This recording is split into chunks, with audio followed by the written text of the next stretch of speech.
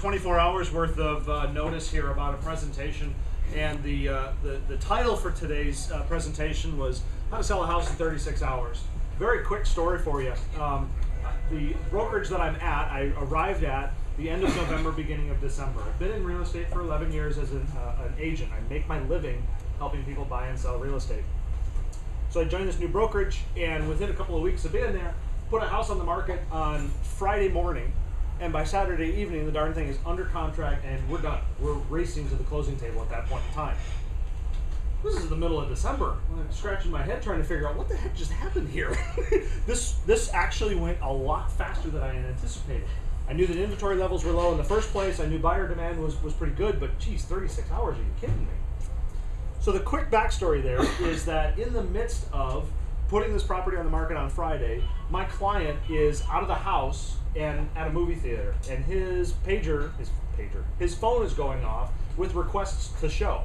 I get a text message from the guy that says, "Would you please stop?" He said, "I can't sit here for 2 hours and watch a movie because every 5 minutes my phone is blowing up." So I started piecing together kind of what had happened.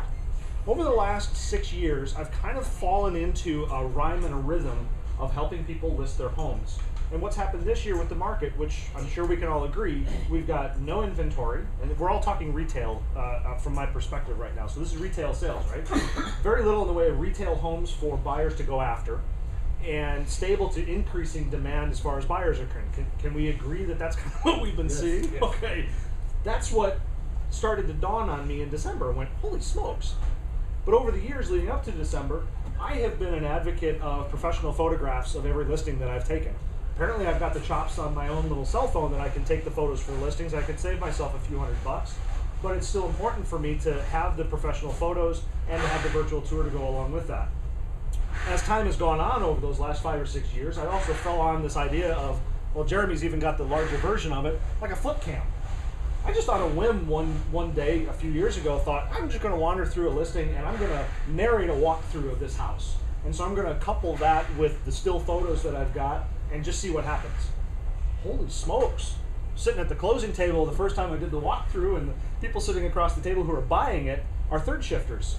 They said, "Todd, we loved it." They didn't use me to buy the house, unfortunately, but they said, "We loved it. It was 2 a.m. and we were able to check out the house, and before we even scheduled the showing, we were confident of what we were going to see because of the photos and the walkthrough video. When we saw the house, it was exactly what we thought it was going to be." That's when the idea started hitting. So, what I've got here, and to be perfectly blunt, this is my marketing system that I use when I do a listing presentation. So if you kind of transport yourselves to your dining room table, we're kind of sitting across the table from each other. This is part of what you would see in my listing presentation as I flip through the pages on my iPad. So we're doing a marketing system walkthrough here, and I'm going to have to stand on that side, aren't I? Start from the supposition that buyers utilize the internet at some point in their search for a house. In fact, NAR has it at about 90%. I think that's a little on the low side myself, but that's my anecdote, right? So if we're starting with this as the basis, that 90% are utilizing the internet at some point in time to find information about their house, it's important for your home to be imminently findable online. So the average agent in my marketplace, when they take a listing and they put it in the MLS, they're lucky to pull off a few links. Now, I know it's hard to see from the distance. What I did is I did a screen cap, 3 different screen captures of 3 different addresses of competitors in my market area. I've got a total of 57 links that Google can find. I've got 52, and I've got 6 down there. And as you can see, it's just a simple search for the address in quotes. What that tells Google is search through all the links that you can find and look for that exact phrase. 19988 Gary Lane, Livonia, Michigan. They can only find 57 links. That's just the agent taking the profile sheet, dumping it into the MLS, putting the sign out front, and maybe they do some other stuff. So I'm going to very generously say, and this, again, we're still sitting at your dining room table, I'm going to say very generously, the average agent that I compete against gets 100 links to information about your property. That's not bad, considering there's not a lot of effort put into it. But when I put stuff together, let's see, this is 14,300, this is 16,900, this is almost 22,700. I'm not here to pat myself on the back to say I can create thousands more links than the average agent. My point is, if we're going to consider the pool of buyers literally a pool of buyers, you as the seller or people who have a home that they need to lease or somehow or another sell need to have as many hooks into that pond of buyers as possible. What number is greater, 100 or 23,000? 23,000. Okay, thank you. 23,000 is a lot. So how do you do it? All right, fine. I'll answer that question too. We call it marketing innovation, go figure. I love, and I'm going to actually plug, if you need professional real estate photography, you got to look up Stylish Detroit. Andy Schwartz is the principal at Stylish Detroit, and the guy's been shooting my my virtual tours and photos for years now. Love him. He used to be with another company called OBO, but he's got his own here in town called Stylish Detroit. Let's support the home guy. So if you've got a home that needs photos, Stylish Detroit is who you need to look up. They're fantastic. High resolution and HDR. It's not HDR that looks cartoonish, but it really does bring up the shadows of a home, and it kind of makes the highlights disappear just a little bit, so the whole image is very well exposed. The color's a little off, but you can actually see the shadows, if you will, here, and then the highlights of the house actually stand out. Again, with the supposition that buyers are using the internet to find the next bit of information about their next home, when they run across Realtor.com, Zillow, Trulia, your website perhaps, if you're highlighting homes here, if you've got an exterior shot with this beautiful blue sky and maybe some clouds back there, it jumps off the page. If you go to Realtor.com and start scrolling through those images, just see what your eye reacts to, and I'm pretty confident that you'll see the same kind of reaction. So there's an example of what the images look like. Now this one, we don't have the audio set up on it, but this is an example. Again, we're at your dining room table. You can hear some nice soft music playing in the background, and my non-shouting voice comes over the iPad describing this home. This is 428 West Sibley in downtown Howell, beautiful Victoria. My videographer intertwines still photos with live action photos, live action video, if you will. So you've got me describing the home itself and not putting my face in the images. What's the buyer looking for? Are they looking for information about me as an agent, or are they looking for information about the house? It's the house that's the highlight and the star here. So my videographer, Jason, shoots these. He incorporates my voiceover to match up with the individual room that's being spoken about, and then takes the photos from Stylish Detroit and puts those in as well. This works wonderfully. What website do you think I might push that to? There we go. That's part of the syndication process right there. You drop that bad boy onto YouTube and it just goes everywhere. So you can then turn that around too and embed that YouTube video wherever you would like. So the last piece, if you will, of the marketing innovation that I'm putting together for my clients is I'm building single property websites for my clients and their homes. They have a total of 4 pages. This is the home page, if you will, that has a slider. It just rotates through neat images of the home itself. So when somebody comes to the website, if this is the first page they come to, wow, it's beautiful. Again, it's those high-res, high-definition photographs, and then some information across the top at the other pages. You've got the, if you can't read it back there, the home, the gallery, and community. And the idea is to take all of the digital assets that have been created and make it the online home for the home.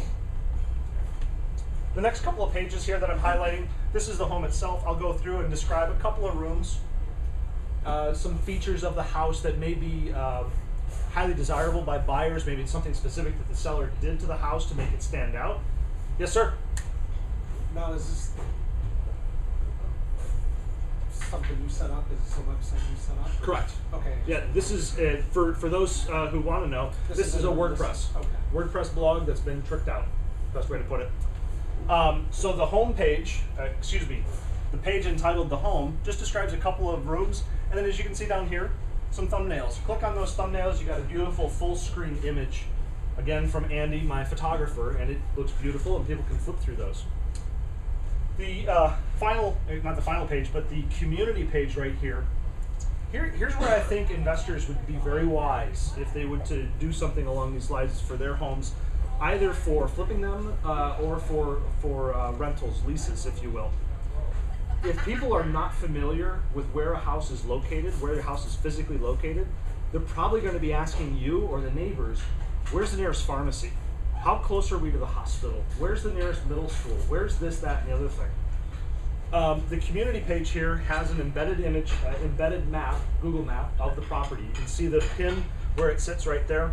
And unfortunately, we lost it down here, but there's a table that begins immediately underneath this. And it's got different highlights. So it starts at the A and it goes from A to Z. And so up top is automotive. And in the automotive table, it's got automotive accessories, for example. And I know this is majoring on a minor, but if you've got somebody who's a gearhead and wants to figure out how close the nearest automotive accessory store is, this is awesome. They can click on automotive accessory, Google Map pops up. There's the pin of the house, and there's a 5-mile radius around that property with smaller pins about where those automotive accessory stores are. Again, if somebody's not familiar with the location or the locale where your home is located, this is an easy way for you to reference, hey, just go here and check out what's available. The other thing that buyers and people looking at their next home are interested in, obviously, are the details of the home itself. So we're not shy on these websites either about the details. Down the right-hand side, we've got everything that the buyer would want to know. We've got the price, we've got the bedrooms, the baths, the square feet.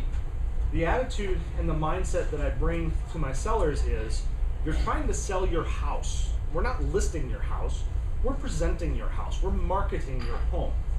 So when we do that, we want to make sure, at least I do, that when the buyers come to your house, when they've harassed an agent to set up a showing, they need to be already in the mode of, I like this house. I'm coming to see this house to check it off my list is one I don't want. I don't want my sellers to be inconvenienced by a buyer who has no clue about the house itself. And the only way a buyer of one of my properties is going to be clueless is if they're not connected to the internet. All the information is out there. So they should be able to learn a whole bunch about the place before they walk through the front door. Okay, so what does this have to do with 36 hours? All of this gets put in place before the property goes live on the market. And there's some pushback. I will tell you, as an agent, there are sellers who want to be on the market tomorrow. I mean, you know this. I want it on the market tomorrow. Yeah, it's great, but I've got a videographer and a photographer that need to come through here first. And if we're going to do this marketing thing, it takes about 7 to 10 days to gin all this up, to get it together, to launch at the same day as the property. So go back to the Mr. 36 nickname. We launched that property on Friday. After all of the virtual tour, the photos, the video has been done. I mean, everything was in place Thursday evening. All I needed to do was drop the profile sheet, grab the MLS number, generate one more digital flyer, and then we had a full working horse at that point in time.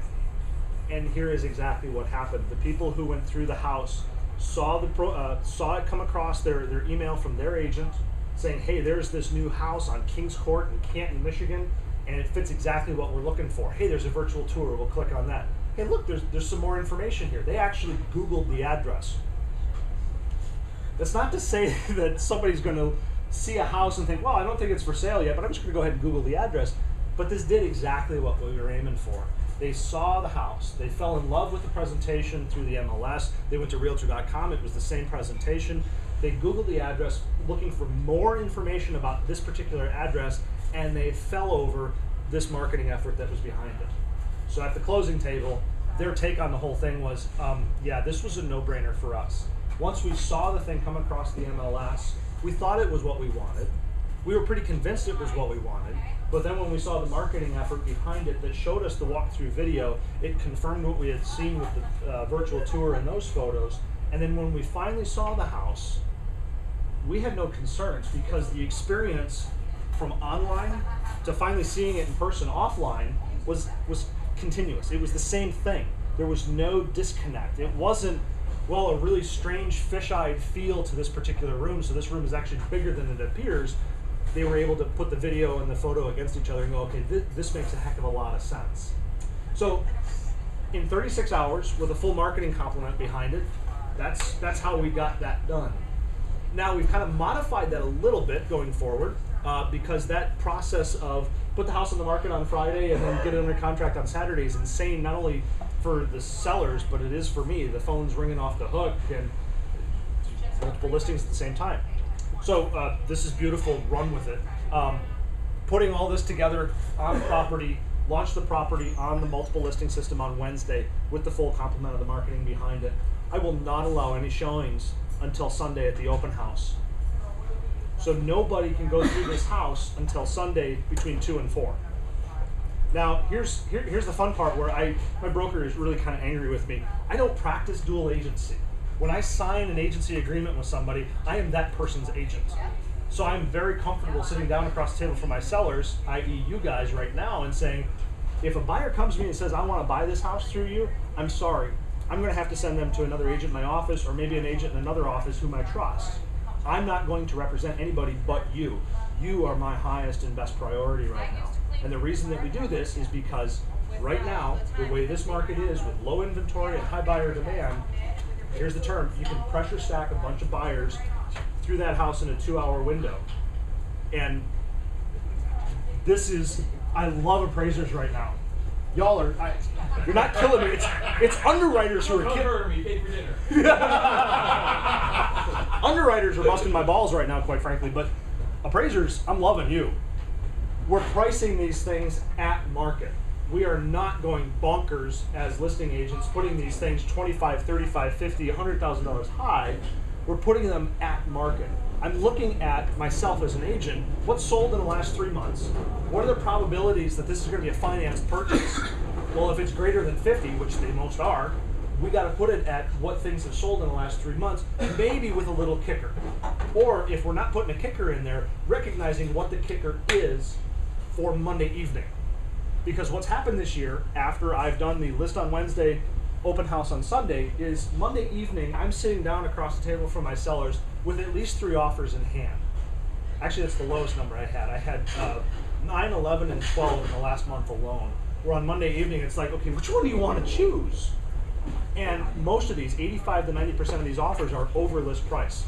So we've been able to play the hammer, quite frankly, and say, well, yeah, you know, it's a $200,000 house and you just asked to buy it for $250,000. We would love to sell it to you for $250,000, but it just ain't gonna appraise. So you're either gonna blow off the appraisal, or whatever the appraisal value comes in at, you're gonna give us an additional 5 to 10 over that. And buyers are willing to do it right now because they are bloody desperate to get into a house. So there's my 36-hour nickname, and that's the marketing system. Any questions about how to apply to investments? Mr. Jeff. Beautiful. Obviously, I know you marketed some that aren't so beautiful, and many of us market some that are Yes. beautiful. Same system, or do you tweak? I would, well, for myself, I would tweak it. And I don't know how I would tweak that, quite frankly. So, How about Barton Drive? What did you do with Barton Drive? Barton Drive's got a full complement of photos on the interior, and it's in the MLS, and there's a lot of, let's say, off-network communicating going on with potential investors on that one. So Does it that's, have a website? I haven't looked. no, it does not. No. So that's different. Why? It's different because, We should probably explain what. yeah, what sure. is it. Pardon me. Can I talk about your, Yeah, okay. yeah, Jeff is involved in a property in Ann Arbor, Michigan on Barton Drive. Barton Drive the note was purchased by some folks. They came to me and said, we need to put this thing on the market and sell it. Honestly, the sellers have way too many options in front of them for that particular house, but they're trying to get top dollar for the darn place. So I have to walk a very fine line, quite frankly, because I can do a full Monty on a home, and Barton Drive is a home that was very roughed up. It's about 70-odd, 80-odd years old, and the person who lived there for 70 years, was a hoarder, didn't really do much in the way of upkeep of the bones of the property, so it's in very rough shape. It needs a fair bit of help. If I wanted to get really creative with Barton, the way to go at that would be to kind of have fun with it. Take the realtor-ese, if you will, and say, oh, this is the Prince Charming that's the toad that you need to kiss, or do something along those lines to create interest in it so that people see, okay, we know it's a dog, but we're going to have a little bit of fun with it as we go forward. Well, Excuse me? a dog that's priced pretty good for the neighborhood. I'll quibble on that one with you. You said the price, didn't you? No, I did not. Oh, okay. Again, we can get into that later. Oh, so now. I was gonna say I don't really know. No worries. No worries. I'm just a lender. But Jeff, right there is the line that I have to walk, because on one side I've got my client's concerns that I need to do my level best at. There's an agency agreement. They're my fiduciary responsibility. I got to do everything in my power to get that thing exposed and sold. The good news is we've got a lot of interest and a few offers to deal with right now. So yay. The converse of that, though, the tension for me as an agent is I got a broker. I don't have my own business that I can run the way I want to. So I have a broker that I am responsible back towards. And so if I do a full Monty on something like that, now all of a sudden my broker's going, wait a minute, never mind your reputation and your brand, you're taking this on my brand. It's my name that's at the top of the sign. Yeah, you got a good point there. So that's the fine line that I have to walk as an agent for something like that. Now, so your broker doesn't have other agents in their office that work with investors? no, we do. We just don't. She doesn't have any other agents in the office who do this, to market properties. The long story short, I now have a reputation within a major company's marketing department here in Southeast Michigan as a result of this marketing system. Their marketing department is actively dropping my name for their relocation people because of this marketing system. Yeah, so there's a fine line that I need to walk when it comes to less than pretty homes. That still doesn't mean that you as investors and flippers couldn't do something very similar for less than pretty homes. Again, I would come at it, if I'm in your shoes, with a sense of humor. Recognizing this thing's a dog, let's have fun with it. I once saw a video of an agent that shot almost literally a tar paper shack. It had no roof and it didn't have any indoor plumbing, and the take on it was absolutely hilarious. It was something along the lines of, well, this is your up north country cabin, look at this beautiful skylight. You're looking right through the roof into the sky. That's the kind of creativity and humor that, again, if it's me as an agent, I don't know that my sellers would put up with that. I mean, I might be able to find the awesome sellers who would allow me to do that, but if I'm just an investor and that's the property that I bought the note on, or I've somehow foreclosed on it, man, I'd have a rip-roaring time with that. You'll generate interest just out of the humor that you're poking at yourself on something like that. Sir? I did an obvious part I'd like to go into is, obviously there was a lot of thought given to staging the property, how to take the pictures, where to take the pictures inside, what the house looks like. How do you go about doing all that? Because this part's only half of it. The house looks like shit. This part doesn't look it. It still works. Yeah. But not the same way when it looks like $1 million. So I'm thank you very much for saying that the homes look like $1 million, because they aren't. And I gotta be honest, a lot of the properties that I've been able to sell this year, we've been very fortunate. The sellers have already had a very good eye to what it is they think the house, what condition they think the house needs to be in to be sold. So the sellers are already in their own minds on edge saying this house has to be beautiful in the first place. So when Andy and I, when the photographer and I come blowing through there, we'll tweak things just a little bit. Andy's been doing real estate photography for a number of years now, so bless you. He knows what it is that buyers are looking for. And so I can kind of let him loose, and he'll look at a room, a living room, and say, well, okay, you know, obviously this is the focus of attention, and so I'm going to try a couple of different angles, and he'll send me all 3 of those angles, and we'll be able to use 2 of them or all 3 of them, just depending on what features of the property, that particular room that it gives. So it's very hard for me to impart what comes naturally or tactfully. If you walk into a room, you need to be putting yourself, I think, in the shoes of a buyer, not a seller, but a buyer. The buyer's looking at a house as where they're going to live for the next year, 2 years, 12 years, maybe this is their last home. You need to be able to somehow or another get into their mind, on the average, for the buyer for your house, what it is that they need to see about the house and what it is that they want to see. So what do they want to see? Excuse me, let's do it the other way. What do they need to see? They need to see the number of bedrooms. They need to see the layout of the kitchen. They should probably see the bathrooms and where those are in relation to the major areas within the home. But then it's the what do they want to see, the nice things. A home in South Lyon, for example, had a really neat architectural feature. The builder who built this thing in 07, 08, something like that, didn't have square corners for the drywall. They actually rounded the drywall corners. It was beautiful, very subtle, and you didn't really notice it when you were standing in the house, other than there really weren't any sharp corners. So Andy, seeing me with my phone trying to grab this rounded corner, because I was going to use it as a detail shot on the website, he says, dude, I got this one for you. He just set up nice and easy right in the corner that was nicely lit with the sun, and he had the baseboard trim coming together as an angle, but then you can see the rounded corner of the join for the drywall. So it's those kinds of small details on any home, not just a higher end home, but even if you've got a $35,000 rental in Wayne County, or Wayne City, excuse me, I'm pretty confident you can find a couple of details of that home that are somehow or another appealing to your next renter, your next buyer, but aren't necessarily the first thing on the top of that renter's mind or that buyer's mind. Maybe it's location to the elementary school down at the end of the street. Maybe it's location to the park. These are the kinds of things that it goes into lifestyle purchasing. When buyers are out there or renters are out there looking to rent, they're kind of looking at the lifestyle. What does this house say about me? And as people renting homes or selling the homes, what can you do to expose those features, if you will, of the home or of the area to your potential client?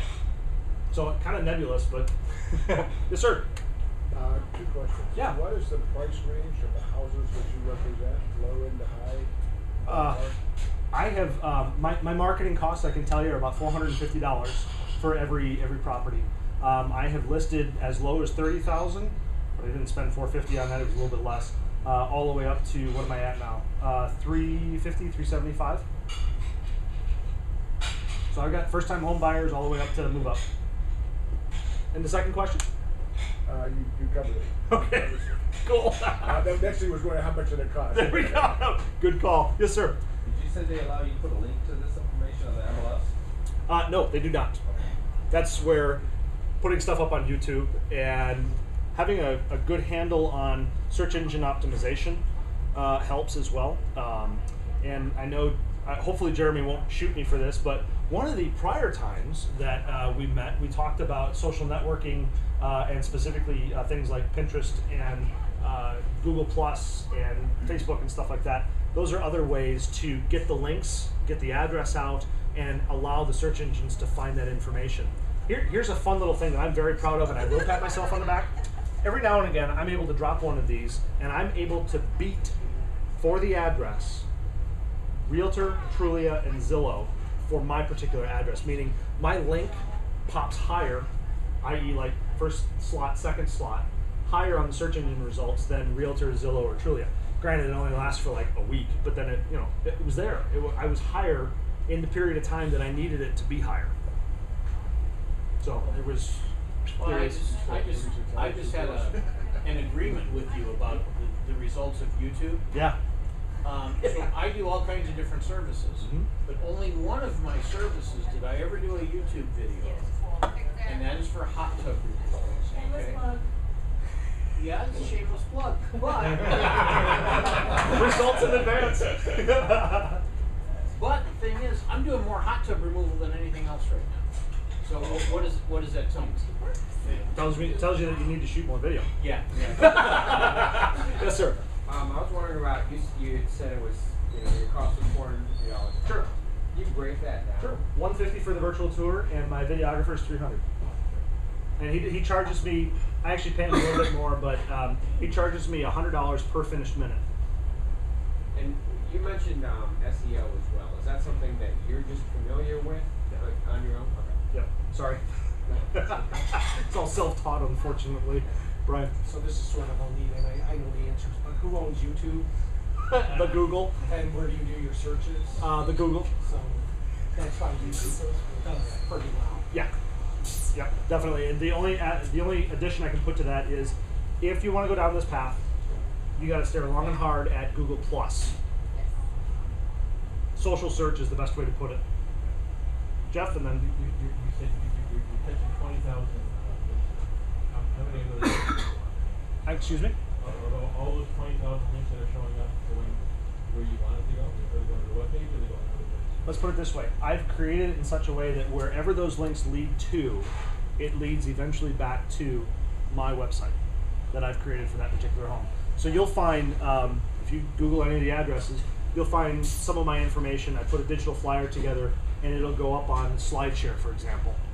That SlideShare comment about the PDF that has the presentation has a link right back to the property website. So if somebody clicks on 6619 Anna Drive in Van Buren, for example, and it's the SlideShare, not only will they see the beautiful photos in the profile sheet with all the information there, in the description of the presentation, it has a link back to 6619 Anna Drive, MI Homes. Yeah. So yeah, they eventually get back there. I assume that you track that for a while. So how many links on average does somebody have to follow before they get How many links do they have to what? how many links do most people need before they get back to that home? If they're really interested in the property, if they've, for example, gone to SlideShare and they like what they see and they click on that, there's the one link. So typically it's just going to be one step removed, if you will, one link removed, one click of a link removed from where they started. Does that answer? So most people obviously that are going to one place end up going to Oh, I see what you're saying. I can't. Do you track that? I can't track that. No. I can't see who searches for the address and then goes to this particular website to then come back to where I want them to go. I can see who lands on my website, where they come from, and what search terms they use to come there directly. But if there was an intermediary from their search to finally landing on my website, I don't know that. I just know where they came from. Cool. Yes. We have a property that's listed. I'm a partner in it. My partner listed it before I actually told him to not list it. Would you take on a property that is already listed with an agent because I want to beat the agent to take more money? I want to test your system. I can't. How come? Agency. You already have an existing agency relationship with that agent, and for me to enter into that would be interference. Yeah, the Code of Ethics and the National Association of Realtors and the local board would slap me hard. Only because it's listed already on the MLS. Correct. So we'd have to unlist it in order to use your system for this particular property. Through me, yes. Oh, wait, through you what now? Well, if you wanted this system with me doing it, yes, that's correct. I'm not saying that you couldn't try this yourself. Oh, no. I got you. Okay. Alrighty. Just a sec. Tom? Yeah, question for the video tour. Yes. The virtual tour that you have on the MLS. Yes. Is that Todd Waller going through the flip band? Is that your videographer doing video? Or is that sort of an animated photo, soft music thing? So the video never gets to the MLS because it's branded and it's got my voice. Board rules will not allow me to do that. So the virtual tour is the images. I don't have it right there. The virtual tour is just the typical virtual tour. It's the beautiful images and they slide by. I've killed the soft music. Sorry. Yes, sir. My first, sorry. No, go for was it. on, you mentioned you make a 4-page website before you tour. Yep. And I think I heard you say the home page where you just outline the basics, the community page. What were the others? No worries. So the first one, let's see if I can will allow me to do this. It won't allow me to do it. Come on. Only just a second. Let me back it up for you here. And It's because it's a Mac. oh wow, That's right, I said it. haters gonna hate. I said it. Here's the front page that I typically do. So this is page number 1. It's got a slider of images that just rotates through. It's got the address of the property. If I've got an open house up here, it announces the open house and the time. That's page 1. Page 2 is the home, where I highlight just a couple rooms within the home. And it's on these interior pages, the home, gallery, and community, that I've got down the right-hand side, the property information proper. Bedrooms, baths, square footage, all that fun jazz. So the one that I didn't highlight much of is the gallery page. gallery page is where I drop the embed for the video walkthrough. It's where I drop the embed for the virtual tour, and it's also where I drop the embed for the digital flyer. Digital flyer is beautiful in the sense that you can look at it here, you can print it off, or you can download it onto your iPad, your tablet, your phone, and wander around with these beautiful images on your phone as well. So you take it with you.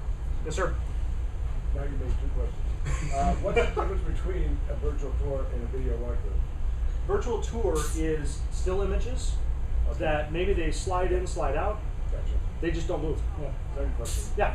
You have a website? Yes, I do. And it is? ToddWaller.com. I make it really hard for people. And there are links. You got the front page on ToddWaller.com has a bunch of articles and stuff like that. But as soon as you click on articles and photos, once you click on the articles or the photos, you'll see again like this the links down the right-hand side leading to examples of the marketing, homes for sale, that kind of thing. Yes, sir. You're looking shallow. Okay, let me just. I want to walk through everything, and I got a question for you. Uh-oh. So the whole system is actually a well-staged, completed home that's ready for retail. Yep. That's part 1. Then you have your pictures, your video, and a combination of all. Yep. Create the websites, gets blasted out. And then actually, it sounds like one of the key pieces, which I have a question about, list on Wednesday, don't show till Sunday, jam them through in 2 hours, Yep. create kind of a feeding frenzy. Yep. Am I understanding that correctly? Oh, you are, yes. All right. How You're do you tracking. manage that? It seems like you get a lot. I've tried this before unsuccessfully, so I know the feedback and the pushback you must be getting. How do you list on Wednesday, keep everybody happy, but then coordinate everybody through and all the agents make it offers for 2 hours on Sunday? Remember who my fiduciary responsibility is towards? Yes. The sellers. They're the only people in my life that I Oh, no, need to keep happy. Outside of my wife and my banker, but yeah. No, it's still as high as you can. But how do you coordinate that? I tell my front desk, so here's the beautiful thing, I love my brokerage. We've got a gal who sits at the front desk who's responsible for setting up the showings. And that poor gal, when I list something, she hangs her head, she's like, oh crap. Because she knows what's coming. It hits Wednesday, she gets hammered. Wednesday, Thursday, Friday, Saturday, I want to get in there and see the house. She's like, I'm sorry, there are no showings. The number of times she says there are no showings until Sunday is insane. So number 1, she handles and takes the brunt of a lot of that. There are still some folks who contact me directly and give me the sob story. Well, my client is flying out of town on Saturday. I'm sorry, we're not allowing any showings until Sunday. Make them. You do hand her an envelope of cash once. I was going to say, at least take her to lunch. she gets compensated. Yes, she does. So truly, it comes down to understanding that. Honestly, Jeremy, I said it flippantly at first, but it's the truth. My fiduciary responsibility is to my sellers. They are the only people in this transaction that I need to make happy. I could care less if the other agents are pissed off, angry, whatever. I get it. I'm taking advantage of the market conditions as they exist right now. If the shoe's on the other foot, I got to deal with not being able to get into that house until Sunday. But here's the kicker. If I did practice dual agency, I still couldn't take my clients through that house until Sunday anyway. Why? Because I said no showings until Sunday. So if I had a buyer who was interested in one of my homes and I handed that buyer off to another agent in my office or another agent in a different office, I couldn't get them through the house prior to Sunday either. Why? The sellers are the people that my responsibility is towards, nobody else. So I do take a lot of crap. I don't care.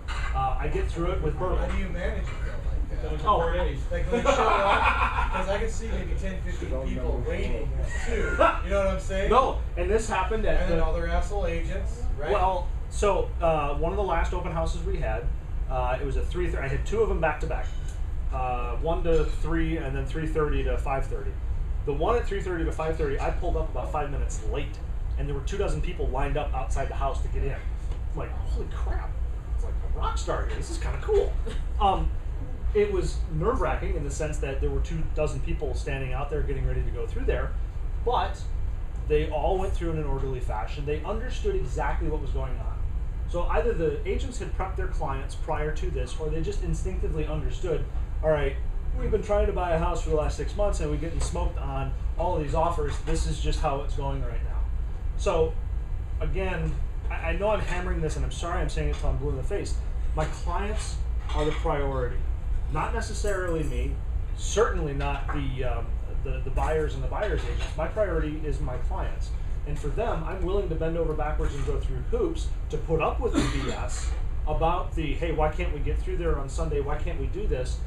And then what happens is Sunday afternoon, Monday is absolutely insane. I've got phone calls and emails flying all over the place. Anybody who's expressed an interest has been told 2 p.m. Monday that it's not in my hand at that point in time, it will not be presented. If it comes in at 2:05, it will not be presented. If it's in my hand at 2 p.m. on Monday, it will be presented on Monday evening. I'm not doing highest and best. You've been told there will be multiple offers, because typically I walk out of the open house with at least one offer in hand. So we've got multiples right off the top. Does that answer the management question? I want to complete the picture too. Okay, I got So you. you actually talk to the agent and say, look, you got till 2 p.m. tomorrow to get me an offer. Or the buyers themselves, if the agent's not there. Yeah, exactly. Do you take help with you? I'm sorry? Do you show up to the open house alone, or do you take help? I'm going to start showing up to the open house with people with extra help with the numbers. 20 people walk into a house, Yep. obviously you can't supervise them. Yep. Ever had anything so? Nope, not yet. Isn't that a potential problem? It is a high potential problem. But how do you, what do you do? You make sure that the seller is locking everything up, obviously, that's valuable, but. They're locking everything up that's of value. I mean, obviously, with that many people, you can't tell what's going on. Absolutely correct. The best I can do is wander around and make a big stink about the fact that I'm walking around and announcing loudly that, hey, my name is Todd, and while you're here, if you got any questions, I'm happy to answer them. Again, most people, and I haven't run into the problem yet, but it is an issue that I haven't cracked that nut. And what it's going to come down to is me and somebody else in there. It has to. Tell them their cameras in Well, eventually, something probably will tell. Well, and something did happen in the Ann Arbor board where an open house was done on Sunday afternoon. It was done about 4 o'clock. 6 o'clock, the police say that somebody came back and opened the window that they had unlocked previously on the first floor, just popped the screen out, zipped up the window, hopped through the window, and made off with a whole bunch of stuff. Hopefully we're investors, not a bunch of delinquents. Yeah, except Criminals are criminals. But Yeah. they're among us, so. Yep. It's a very good point, Jeff. I got this for free, you wanna buy it? That might be No question. No question at all. No question at all. Anybody who's got intention of doing that is very much like having 2 dozen cars parked in front of there. It's like perfect for them. Yeah. Well, it helps that communities you're dealing with too. It does, no question. But I mean, again, the example that I gave of in Ann Arbor, it was technically Saline. Saline's not exactly That a still low can district. happen, it's just Yeah. gonna be less than smaller spot. Points very well made. Yep. Yes, sir. All right, so I'm trying to understand this completely, so bear with me if I'm beating this horse dead. You're fine. So. I want to walk through it all again, and I got a few more questions. So it starts with a very presentable property. It's been staged by the buyer, professional stager. Then you have somebody come through, professionally take videos, photos, put all that together before it even gets listed. Great website. It gets listed on Wednesday, only shown on Sunday for 2 hours. Yep. Jam them through like a feeding frenzy. They must present an offer by Monday 2 p.m. So you got that. They have to make a decision, yes or no, Yep. right away. And then you take that best, or bring them all back and then talk them through and Yep. help them pick the best offer. And a part, I think you said, Yep. they're listing at the right price. Yes. It gets bid up, they'll probably bring cash to the table, but you listed it correctly for a financial transaction with a loan. So, Let's talk about that part a little bit Yeah, more. no, Let's not and let it- gloss over that. no, and it shouldn't be glossed over because I'll be perfectly frank with you all, because you're good folk. This is all sizzle. This is absolutely sizzle. This only amplifies the value of the property in the mind of the buyer. This does not add value. It doesn't cause sales. It gives buyers the warm and fuzzy in their hearts when they look at it and go, whoa, that's kind of cool. Sellers like it because they see an agent who's working his tuchus off to make sure that this house looks absolutely gorgeous and it's presented in a very great light. But let me ask you a question. You guys and gals are good with numbers. If this house in Canton, this is 1068 Kings Court in Canton, Michigan, 1,400 square foot ranch, bath and a half, 3 bedrooms, unfinished basement.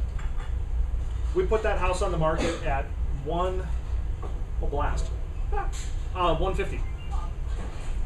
We priced it right at the market, and we had the full complement of the marketing behind it. Would you, because of the marketing, buy this house if it were listed at $500,000? Why not?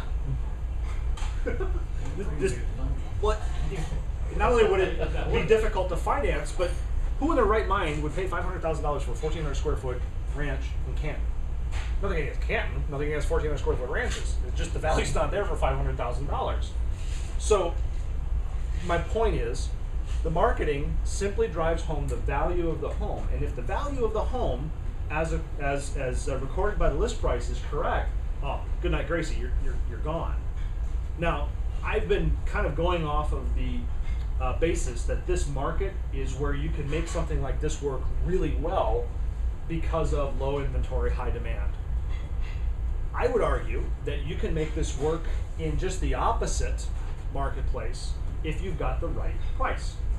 So if this 1,400 square foot ranch is a 150 ranch every day of the week, but now we're in a buyer's market where you've got a whole bunch of inventory, and sellers are getting big heads saying, "Wow, 150, geez, Pete, that's what we got, back in 2013. That's chicken feed.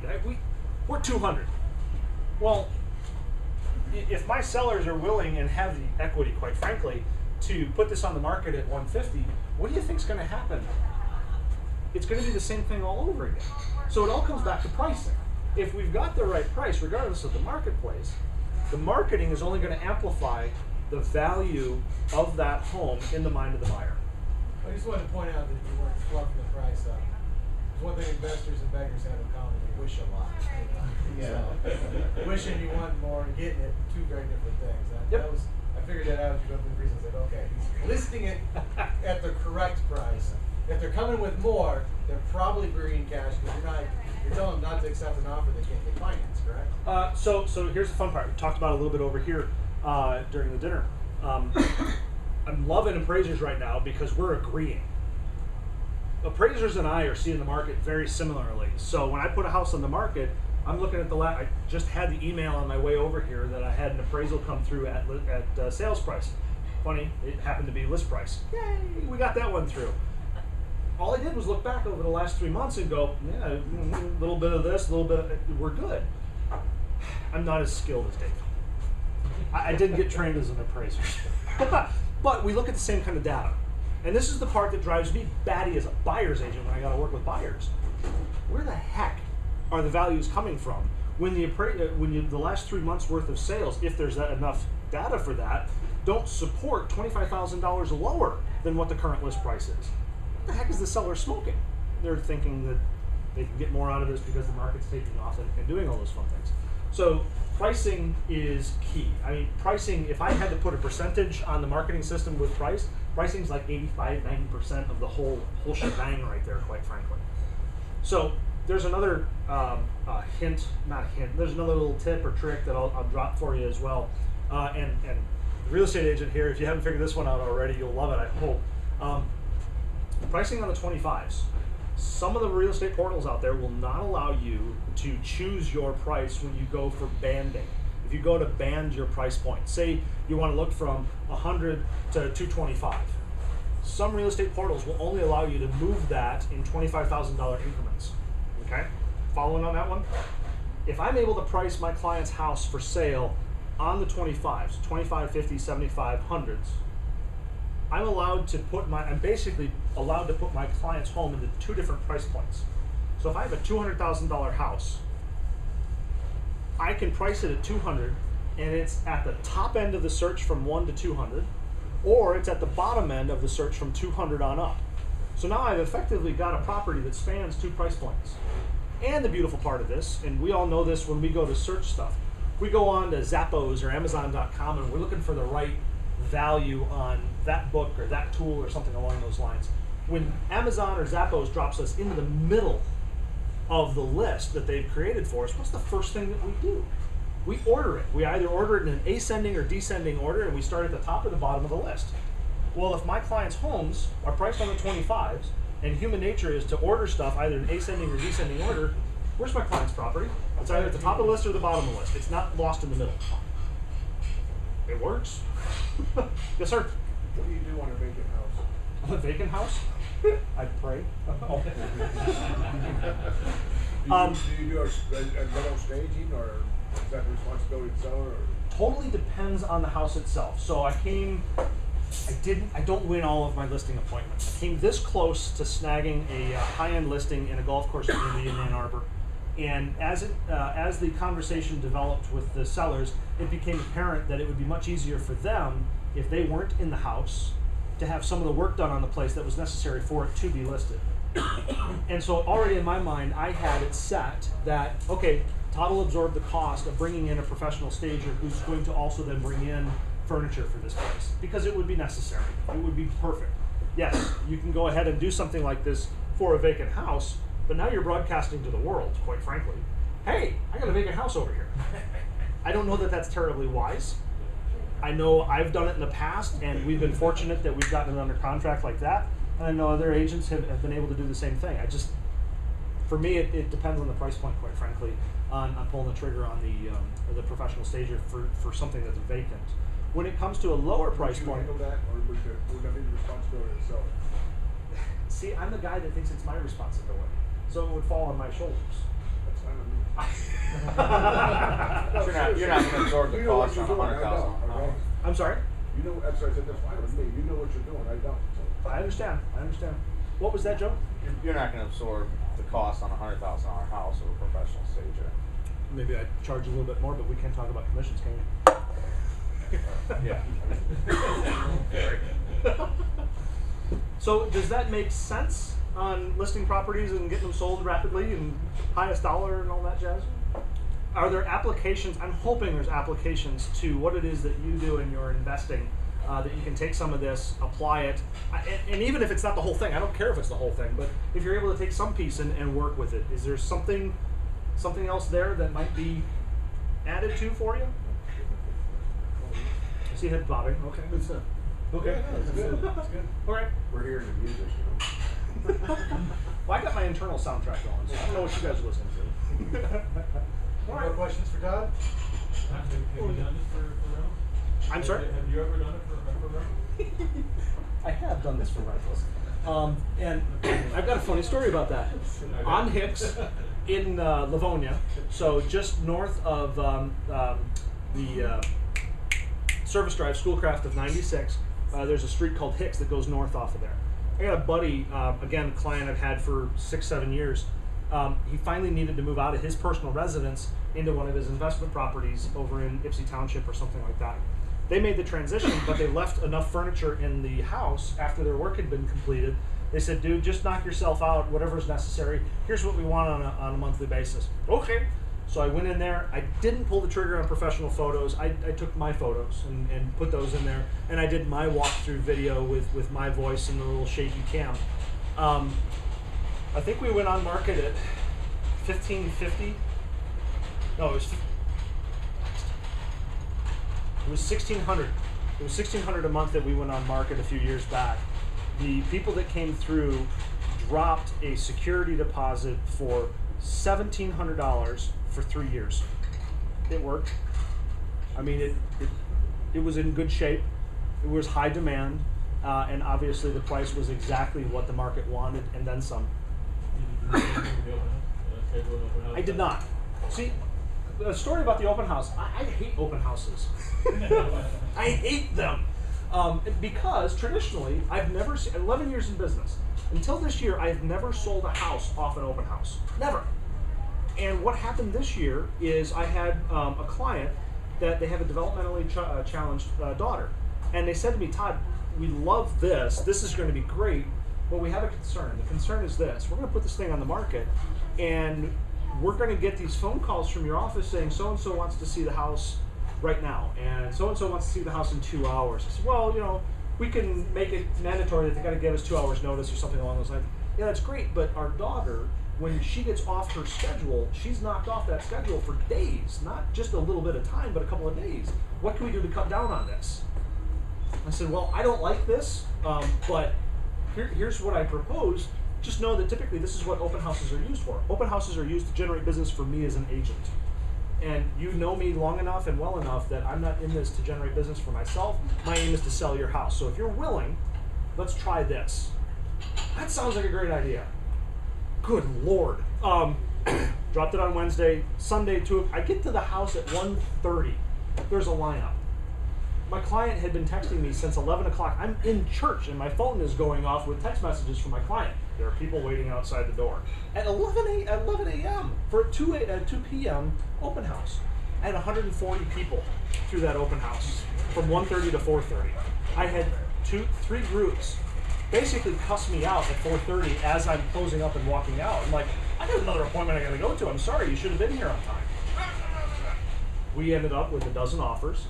All but one were over list price, and in that particular circumstance, we did not take the highest offer because the highest offer was contingent on the sale of another property, and the agent did a piss poor job of showing us that the house was not only on the market, but was already under contract and was like that far away from closing. I don't know why they didn't do that. We found this out after we had closed. We took the next highest offer, and that next highest offer we took also because they decided to tell us, we don't care what the appraisal comes in at, we're still going to pay the sales price. We will pay this. So my sellers in that particular circumstance held every stinking card.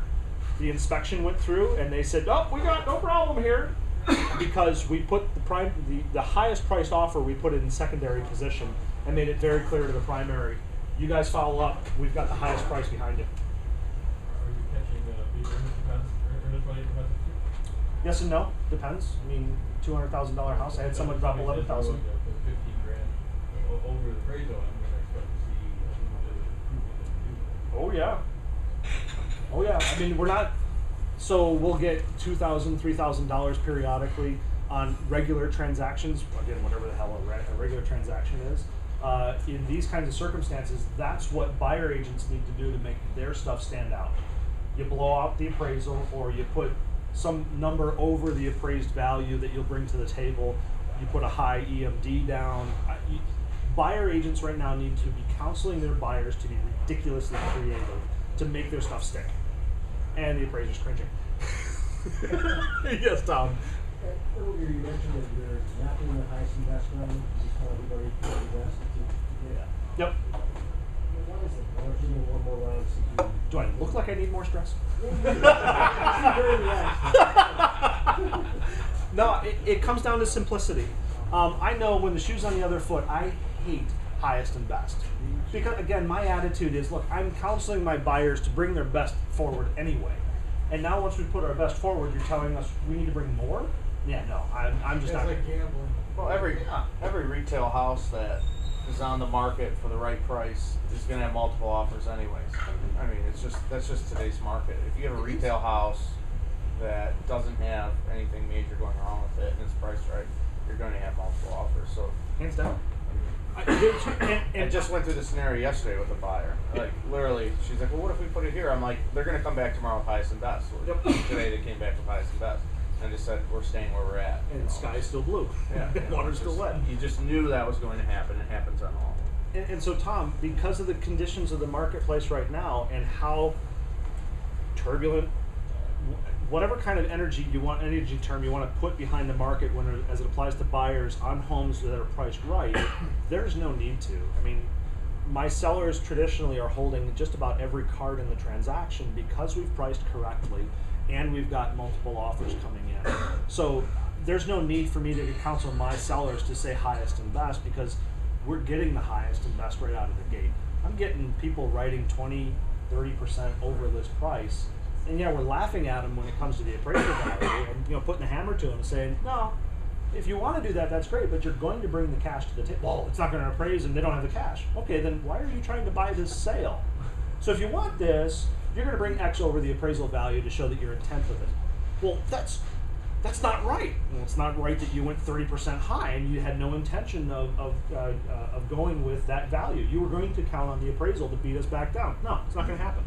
So there's no reason to play shenanigans with highest and best, in my opinion, in this market for these homes. Yeah. Another thing I think as a painter, if you got something that's priced high, it's gonna stay on the market longer. You might have a house on the market for 2 years, you're trying to get this and get it sold, make your profit, and somebody gets a house at the price that range that they want. If you got it priced right, like you guys are doing, then you're gonna sell it. And inevitably, what happens on a Monday evening when I sit across the table from my sellers, the first question that comes flying out when they see the stack of documents that I've printed out. It's really impressive when you get like a dozen offers with all the extra paper. There's a lot of freaking paper. When you plunk that down on the dining room table, people's eyes go wide. They're like, "We underpriced this thing, didn't we?" It's like, I saw this question coming a mile away. Guess what I did this afternoon? I reran the comps. Hold on a second. Wham. And they don't change from when we had run the comps a month before or something along those lines. So you're able to go back through the last 3 months and say, look, we started with the supposition that the purchaser would finance this. Okay, every one of these offers is financed. So that means what? Oh, that's right, an appraisal has to be done. Okay, the appraisal is a value of opinion. What's your value of opinion if you're a buyer and you see these comps? Well, yeah, it's this, that. So it's that sellers want every stinking dollar. And this system that I've been able to put together brings every stinking dollar into their hands that we can. If we could get rid of appraisals, sorry, I'm trying to get rid of you, I'm not. I think we gave that a good shot once, that didn't work out so well. We had a good run at it. Yeah, we just made shit up. I know. The fun thing that I will say about that, the fun thing I will say about the difference between sales price and appraisal price, especially if the sales price is higher, is what I'm seeing, and you back me up or shoot me down, I'm seeing buyers putting their money on the table, not the bank. And that's kind of the difference between this run up than what we saw last time. So this is on the backs of the buyer dollars, not the backs of the bank dollars. Absolutely. People are pulling out of their IRAs like crazy. Yeah, and I think fundamentally that has to translate into something. I just don't know what just yet. But that's what I think the difference is between the last run up and this run up to this point in time. But that's more philosophical than anything else. Well, Yes, sir. Restaurant just put a stat out that 40% of transactions are cash still. Brilliant. So I like that number. Yes, sir. Todd, I believe in your presentation you mentioned some of the items that you put out on that website. One of them was the sales sheet or data sheet. The profile sheet. Yeah. What profile sheet? What tool do you use to generate that? That comes right off of the MLS. Okay. So if you don't have access to the MLS, again, if you're an investor and you're trying to put together a profile sheet, I would look at something called vFlyer or Postlets. One of those two, they're Use them both. pretty stinking good. And I used to use them pretty extensively before I started building my own websites. So, yes, sir. If somebody's searching for your property, and not using the cube, you get the same kind of results if they're using Yahoo, or? I have not gone down that path. I haven't looked. I suspect that the stuff is there. You use Bing, Jeff? I won't use Google. I know why you won't. You have a good reason for not using I don't Google. use Google, but I'm curious. Oftentimes I get similar stuff, but not always.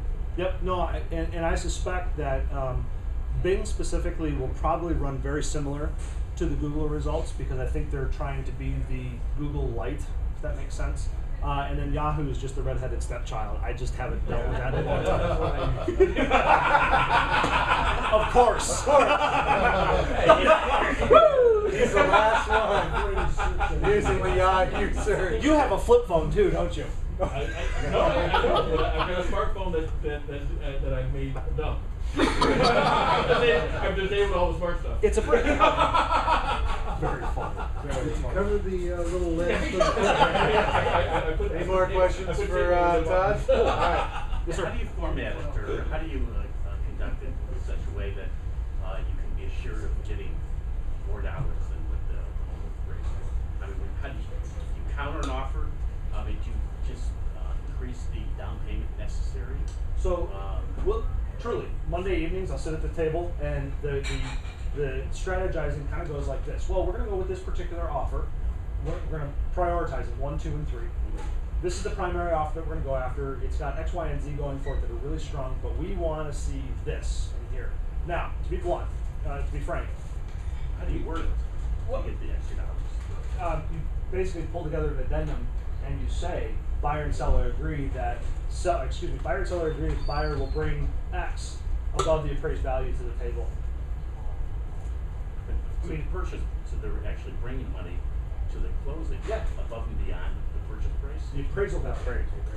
Yeah, so we Gotta be the purchase price or the purchase price. again, my aim is the seller side. So I don't advocate this, but if I'm the buyer that's being put in this position, the language is going to read something along the lines of buyer to bring $5,000 over appraised value up to a ceiling of sales price, so that my buyer isn't paying over the sales price. Because, turn this around, what if the appraisal comes in over sales price?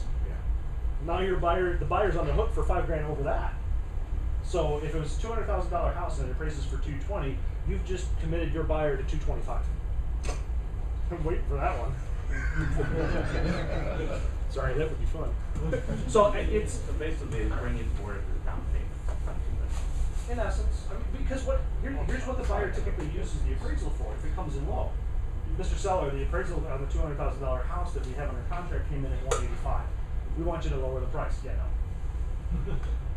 So yeah, that's exactly what I'm trying to mitigate. Is I'm trying to call out the buyers up front, saying, look, you made an offer on a house that even you don't believe is going to appraise for that value. So what you're going to do is you're going to pay more than what your value of opinion tells you it's worth, because you did this over here. You're going to pay for the ability to buy this sale, if that makes sense in that weird way. I'm just trying to get the buyers to put up or shut up. And if they're not willing to put the extra jingle on the table, get out of here. I don't need to deal with you. You tried to buy this thing and had every intention of using the appraisal to hammer my seller. I'm not going to allow that to happen. There are 10 other punters behind you. My question was on your geographic range. So you don't work in those markets? Good idea. Run! Yeah. Somewhere else. Feel sorry for other. So I am my wheelhouse is the 275 corridor from Canton to Commerce. My office technically is in Ann Arbor. I'm on Plymouth Road, just west of US 23 there. So I've been known to run the gamut from Jackson all the way up to Traverse City, but those are specialized, family, that kind of thing. The bulk of my business is up and down the 275 corridor. So Novi, Northville, South Lyon, Canton, Plymouth, Salem is in there, Ann Arbor, obviously, Saline. That's the wheelhouse. Just to Very add, good. just to add one thing to what Todd's saying, that's another reason why FHA offers aren't being accepted right now, because they get the 6-month appraisal gets stuck with them. So no one accepts FHA anymore. So I don't know how many retail buyers are in here. FHA appraisals stick with the property for 6 months, whereas if you change lenders like Todd's talking about to a different, it doesn't matter. If you just go from FHA to FHA, the appraisal's going to stay the same. So no one's accepting FHA offers. So if you're out there looking for a house for yourself and you're putting an FHA offer in with a multiple offer situation, don't waste your time. It's tough. Very tough. Cool. All right, you thought around.